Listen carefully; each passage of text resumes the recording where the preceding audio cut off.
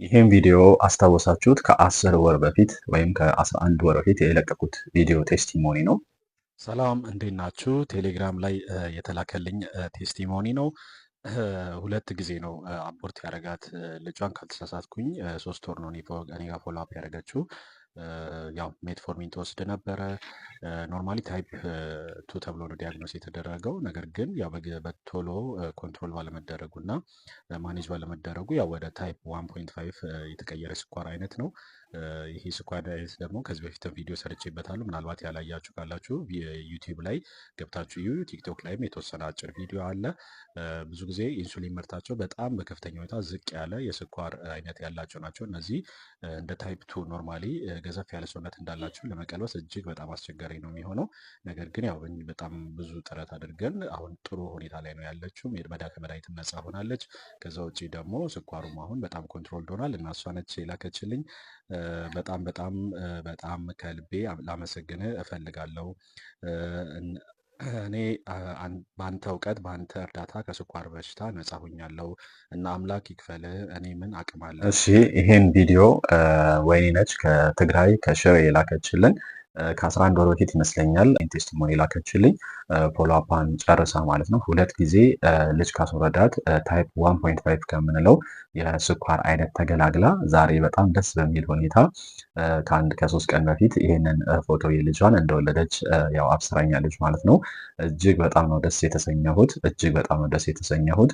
ምክንያቱም ስኳሩ ለሁለት ጊዜ ልጅ እንዲያስወርዳት አድርጓት ነበረ። ኮንትሮል ማድረግ ሳይቻል ቀርቶ ኢቨን ኢንሱሊን መድኃኒቶች እየተሰጣትም ኦቨር እየሆነ ብዙ ችግሮች ፈጥሮ ልጆቿን እንድታጣ ሆናለች ማለት ነው። አሁን ግን ያለምንም መድኃኒት ስኳሩን ለ3 ወር ብቻ ነው የሰራንበት። ከዛ በኋላ እርግዝናው ተከስቶ ያለምንም መድኃኒት ታይፕ 1.5 የምንለው የስኳር አይነት ከዚህ በፊት ሰርቻለሁ። ምን አይነት የስኳር አይነት ከታይፕ 1 ከታይፕ 2 የሚለይበትን ሰርቻለሁ። በጣም አስቸጋሪ ከሚባል የስኳር ህመም አይነት ነው። ከእሱ ተገላግላ አሁን ልጇን ለማቀፍ በቅታለች። ያለምንም መድኃኒት 9 ወሩን በሰላም ጨርሳ በምጥ ተገላግላ ይህን የመሰለ ቆንጆ ልጅ ወልዳ ፎቶ ልካልኛል። እጅግ በጣም ደስ የተሰኘሁበት ቴስቲሞኒ ወይም ደግሞ ደስ የተሰኘሁበት ጊዜ ነው ማለት ነው። ምክንያቱም ስራችሁ ውጤት አፍርቶ እንደማየት ደስ የሚል ነገር የለም ማለት ነው። ወይኔ በጣም ደስ ብሎኛል። እንኳን እግዚአብሔር ለዚህ አበቃሽ። እጅግ በጣም ደስ ብሎኛል። ሌሎቻችሁም በስኳር፣ በደም ግፊት፣ በጨጓራ ህመም፣ በአንጀት ቁጥለት፣ በአይቢኤስ፣ በአይቢዲ፣ በሃይፐርታይሮይዲዝም፣ በሃይፖታይሮይዲዝም ከዛ ውጭ በሬማቶይድ አርትራይተስ በእነዚህ የምትቸገሩ ሰዎች የተለያዩ አውቶ ኢሚዩን ዲዚዞች ላይ በጣም የተቸገራችሁ መፍትሄ ያጣችሁ ሰዎች ኮሚኒኬት አድርጉን። በስልክ ዋትሳፕ ላይ ውጤታችሁን ብትልኩልኝ ሀገር ውስጥና ከሀገር ውጭ ክፍለ ሀገርና ከሀገር ውጭ ያሉ ሰዎች በዋትሳፕ ህክምናቸው መከታተል የሚችሉ መሆኑን እገልጻለሁ። ነገር ግን አዲስ አበባ አካባቢ ያላችሁ በአካል መጥታችሁ ህክምናችሁን መውሰድ ትችላላችሁ።